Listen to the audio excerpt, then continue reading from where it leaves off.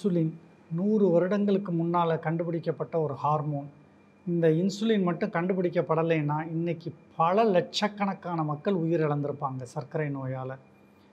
So இந்த இன்சுலின்கிறது என்னன்னு பார்த்தா நம்மளுடைய கணையம் பேன்க்ரியாஸ்னு சொல்கிறோம் இல்லையா, வயிற்றில் இந்த கரெக்டாக நம்ம அம்பிளிக்கஸ் தொப்புளுக்கு பின்னாடி உள் பக்கத்தில் இப்படி ஒரு இந்த மாதிரி இருக்கும், ஒரு மீன் மாதிரி படுத்து கிடக்கும்.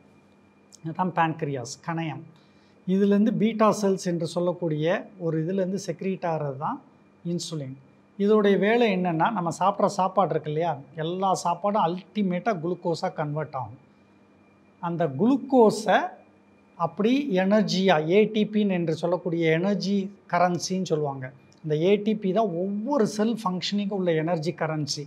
அந்த இதாக மாற்றக்கூடியது வந்து இன்சுலின் ஹார்மோன்.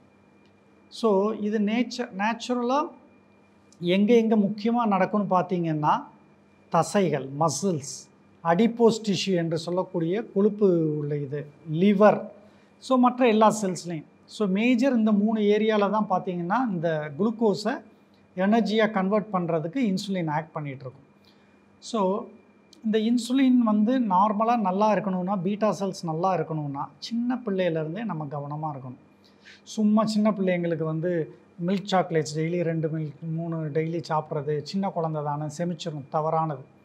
ஒரு ஆய்வு என்ன சொல்லுதுன்னா, குழந்தைகளுக்கு அதிகமான மில்க் சாக்லேட்ஸ் இல்லைன்னா ரொம்ப திக்கு சுகர்ஸ், அதாவது எப்படி சொல்கிறது, ஒரு பயங்கர மில்க் ஸ்வீட்ஸு, ரொம்ப அதிகமான இனிப்புகளை அள்ளி குழந்தைகளுக்கு கொடுக்கும் பொழுது அந்த அதீத இனிப்புகள் பீட்டா செல்லை போய் லேசாக தட்டி சில பீட்டா செல்களை தடம் புரள செய்து அந்த க்ளோன் ஆஃப் பீட்டா செல்ஸ் தவறாக மாறி பீட்டா செல் டிஸ்ஃபங்க்ஷன் ஆகி இவர்கள் 20 to 30 வயதை தாண்டும் பொழுது சர்க்கரை நோயாளிகளாகவே மாறுவதற்கு வாய்ப்பு இருக்குது. அதனால தான் அந்த காலத்தில் என்ன நம்ம பெரியவங்க கொடுப்பாங்கன்னா, லட்டு, பூந்தி, மைசூர்பா, இதெல்லாம் பார்த்திங்கன்னா ஜிலேபி, இதெல்லாம் வந்து மிதமான சுகர்களால் உருவாக்கப்பட்ட இனிப்பு வகைகள்.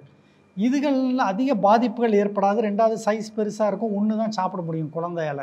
சாக்லேட் கொடுங்க, இவ்வளோ பெரிய மில்க் சாக்லேட் ஃபுல்லாக சாப்பிட்டு முடிச்சிடும். அதனுடைய கேலரிஸ் அதிகம், கண்டென்ட் அதிகம். ஸோ அது வந்து பீட்டா செல்ஸ் டிஸ்ஃபங்க்ஷன் உண்டாக்குறது. ஸோ நிறைய சர்க்கரை நோயாளிகள் உங்களுக்கு இன்சுலின் ஸ்டார்ட் பண்ணணும் அப்படின்னு சொன்ன உடனே மிக மன அழுத்தம், ஒரு டிப்ரெஷன் போயிடுவாங்க, டெனையல் மூட், வேண்டாம், மறுப்பு தெரிவிப்பாங்க. சார் வேண்டாம், மாத்திரை நான் அடுத்த மாதம் கண்டிப்பாக குறைச்சிட்டு வந்துடுறேன், நான் வாக்கிங் போயிடுறேன், நான் வந்து மாத்திரையை ஒழுங்காக சாப்பிட்டுக்கிறேன், நான் வந்து இனிப்பை அவாய்ட் பண்ணுறேன், நான் வந்து நிறையா ஃபைபர் ரிச் ஃபுட்டு சாப்பிட்றேன், பழங்கள் சாப்பிட்றேன், நான் நிறையா நார்ச்சத்துக்களை சாப்பிட்டு வந்துடுறேன், நான் கண்டிப்பாக சரி பண்ணிடுறேன், வாக்கிங்கை திருப்பி ரீஸ்டார்ட் பண்ணுறேன், சைக்கிளிங் பண்ணுறேன். அவங்களுக்கு வேணுங்கிறது இன்சுலினை தயவு செஞ்சு ஸ்டார்ட் பண்ணிடாதீங்க.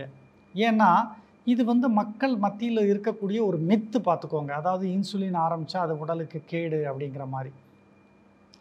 2 வகையான சர்க்கரை நோய்கள் உண்டு, டைப் 1 டயபிட்டிஸ், டைப் 2 டயபிட்டிஸ். இதில் type 1 diabetes insulin depend diabetes. அவங்க வேறு வழியில் இன்சுலின் இல்லைன்னு உயிர் வாழவே முடியாது. பட் அது 10% தான். 90% டயபிட்டிஸ் டைப் 2 டயபிட்டிஸ். மாத்திரை மருந்துகளில் குணப்படுத்தக்கூடிய டயபிட்டிஸ், உணவு பழக்க வழக்கங்கள் மூலமாக, எக்ஸசைஸ் உடற்பயிற்சி மூலமாக குணப்படுத்தக்கூடியது தான் 90%. ஆரம்ப நிலைகளில் டயட் அண்ட் எக்ஸசைஸ் மூலமாக, உணவு மற்றும் உடற்பயிற்சி மூலமாக சர்க்கரை நோயை கட்டுக்குள்ளே கொண்டு வரலாம். 10 to 20 ஆண்டுகள் உங்களுடைய உணவு, உடற்பயிற்சி, மருத்துவத்தை பொறுத்து, ஆன்டி டயபெட்டிக் மெடிசன்ஸை பொறுத்து நீங்கள் கண்ட்ரோல் ஆகலாம். ஆனால் நீங்கள் சரியான கண்ட்ரோலில் இல்லைன்னா ஒரு கட்டத்தில் இன்சுலின் பயன்படுத்த வேண்டிய அவசியத்துக்கு ஆகுங்க. நீங்கள் இன்சுலின் பயன்படுத்துவீங்களோ, சர்க்கரை மருந்துகளை உட்கொள்வீர்களோ, இல்லை நீங்கள் வந்து வெந்தயம் சாப்பிடுவீங்களோ, வாக்கிங் போவீங்களோ, இல்லைன்னா நார்ச்சத்து சாப்பிடுவீர்களோ, வெறும் வயிற்றில் சுகர் 90 to 120க்குள்ளேயும், சாப்பிட்ட பிறகு 140 to 180, HbA1c 7% கீழாக இந்த மாதிரி இருந்தால் தான் சர்க்கரை நோயில் உள்ள பாதிப்புகள், கண், கிட்னி, நரம்பு, இருதயம், மூளை பாதிப்புகள்லேருந்து நீங்கள் தடுக்க முடியும். அப்படிங்கும்போது ஒரு கட்டத்தில் ஆன்டி டயபெட்டிக் ட்ரக் ஃபெயிலியர்ஸ் அப்படின்னு சொல்லுவாங்க. அப்போ வந்து இன்சுலின் பயன்பாடுகள் தேவைப்படும். புரிகிற மாதிரி சொல்லணும்னா, உங்கள் வீட்டில் ஒரு கிணறு இருக்குது, 50 வருடங்களாக அந்த கிணத்துலேருந்து தண்ணி எடுத்துக்கிட்டே இருக்கிறீங்க. ஒரு கட்டத்துக்கு அப்புறம் கிணற்றில் தண்ணீர் ஊறுவது குறைந்து விடுகிறது. பல காரணங்கள்னால. என்ன பண்ணுவீங்க? கொஞ்சம் தண்ணி அதில் எடுப்பீங்க, கொஞ்சம் வண்டியில் வேறு இதில் லாரி தண்ணிகளை பயன்படுத்துவோம்.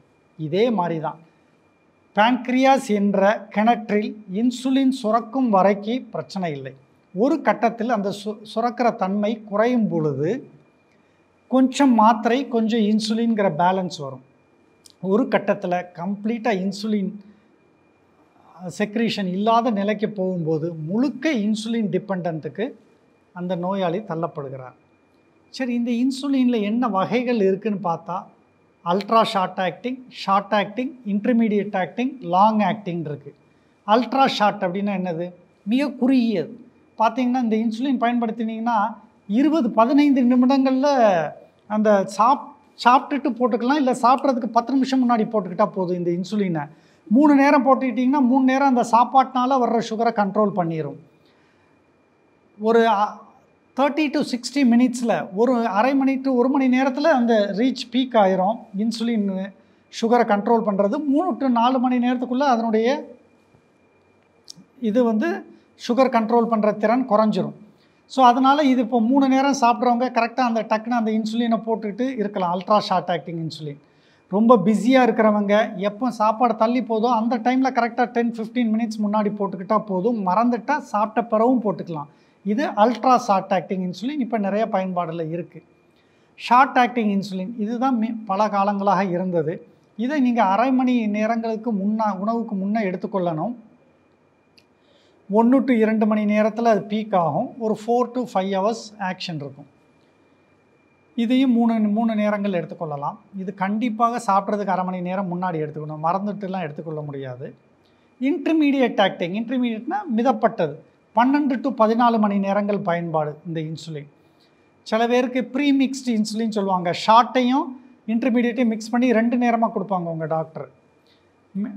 அது மாதிரி mixture, insulin mixture. Ultra short acting, long ஆக்டிங்கையும் மிக்ஸ் பண்ணி கொடுக்கலாம். ஸோ இது உங்களுடைய மருத்துவர் பொறுத்து, அவர் உங்களுடைய தேவையை பொறுத்து 3 நேரம் ultra short acting and long acting கொடுக்கலாம். 3 நேரம் ஷார்ட் ஆக்டிங் வித் இன்டர்மீடியட் கொடுக்கலாம். இல்லைன்னா மிக்ஸ்டு இன்சுலின் 2 நேரம் எடுத்துக்கொள்கிற மாதிரி கொடுக்கலாம். இந்த இன்சுலினை எப்படி எடுத்துக்கொள்ளணும்னு பார்த்தீங்கன்னா, பாட்டிலில் வரும் 300 யூனிட்டு அந்த மாதிரி வரும். சிரிஞ்சஸில் வரும், ப்ரீஃபில்டு சிரிஞ்சஸ் 300 யூனிட் இருக்கும். அந்த சிரிஞ்சை கழட்டு பார்த்தீங்கன்னா டிப்பில் ஒரு சின்ன இது இருக்கும். அதை எடுத்து உங்கள் கையில் அப்படி வச்சுட்டு நீங்கள் ப்ரெஸ் பண்ணிக்கலாம். வலியே இருக்காது. அந்த நீடில் ஒரு தடவை தான் பயன்படுத்தணும். ஆனால் 3 ஒரே அந்த சிரிஞ்சை அவருக்கே பயன்படுத்துகிறீங்கன்னா ஒரு 3 முறையோ சில நேரங்களில் 4 முறை கூட பயன்படுத்திக்கலாம். அந்த நீடில் இன்சுலின் பாட்டிலேருந்து எடுக்கிறது இப்போ ரொம்ப குறைந்து கொண்டே வருகிறது. இந்த சிரிஞ்சஸ், ப்ரீஃபில்டு பென் சிரிஞ்சஸ் தான் அதிகம் பயன்படுத்துகிறாங்க. பேனா மாதிரியே இருக்கும், டீசெண்டாக பாக்கெட்டில் வச்சுக்கலாம், உங்கள் ஃப்ரிட்ஜோட டோரில் வச்சுக்கலாம்.